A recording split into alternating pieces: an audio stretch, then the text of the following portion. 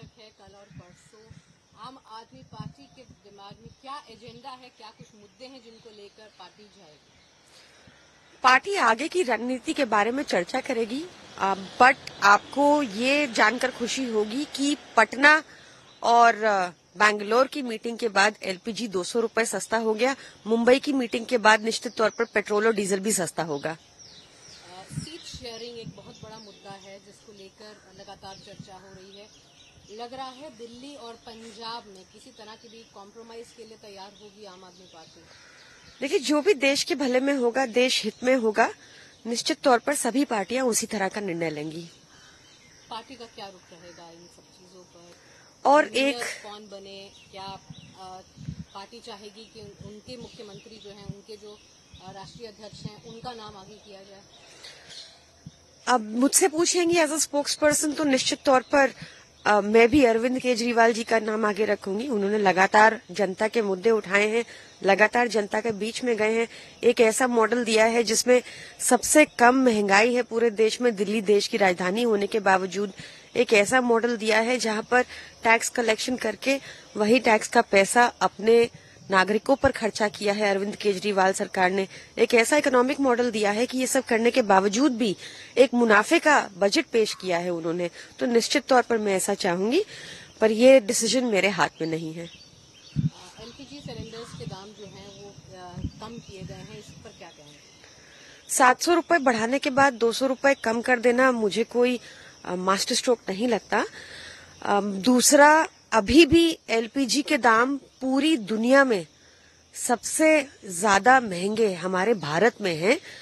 यहाँ पे एक नागरिक पर हर तरह का टैक्स लगता है, पर दिल्ली के अलावा और पंजाब के अलावा अब किसी भी और राज्य में उनको उस टैक्स के पैसे से सुविधाएं नहीं मिलती। यही बदलना है। मेरा आखिरी सवाल, चीन ने जो अपना नया नक्शा बनाया है उसमें अरुणाचल का कुछ हिस्सा है, उस पर क्या कहेंगे? तापिर गाव जी लगातार, जो भाजपा के सांसद हैं सदन के अंदर, लगातार बताते रहे कि अरुणाचल प्रदेश में ढोकलम होने की उम्मीद है, पर किसी ने सुनवाई नहीं की और लगता है कि उनकी बात सच हो गई। ये बहुत दुर्भाग्यपूर्ण है जिस तरह की बॉडी लैंग्वेज हम प्रधानमंत्री जी की देखते हैं चाइना के प्रेसिडेंट के आगे, या लगातार चुप्पी जो बनाई हुई है चाइना के मुद्दे पर, या लगातार पिछली सरकारों को ब्लेम कर देना। ये बहुत ही कमजोर प्रधानमंत्री की निशानी है और दुखद है ये। Tomorrow is the meeting in Mumbai. What are the main focus areas and what is the agenda Aam Aadmi Party will be putting ahead in the meeting? The focus areas for Aam Aadmi Party have always been the citizens of this country. The meeting is tomorrow, but I can definitely vouch for this, that after two meetings, one in Patna and one in Bangalore, the petrol prices now are, the LPG prices now are slashed by 200 rupees. And let the next meeting happen in Mumbai and you will see a drastic reduction in the prices of petrol and diesel as well. And what will you say on the China's new map, ma'am? It is unfortunate that we have constantly maintained a stoic silence when it comes to the issue of China. It is unfortunate the body language that I saw of the Prime Minister in front of the President of China during the recent BRICS summit. It is unfortunate that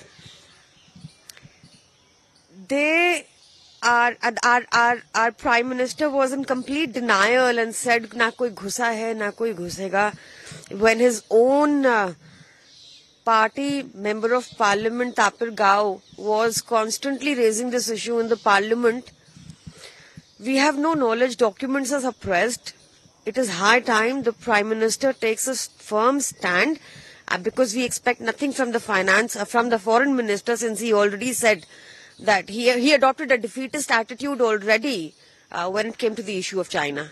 My last question, every party wants their president as the new convener of the India Alliance. What are your views on that? Of course, even I will want that. I will want also that the Prime Minister of the country is Arvind Kejriwal ji, because he has an economic vision to lead India forward. Of course, as a party spokesperson, that is what I will want as well. And why not? You know, he is somebody who has given a new economic vision to the country. He has, while we live in the capital of this country, the inflation is at its lowest in Delhi.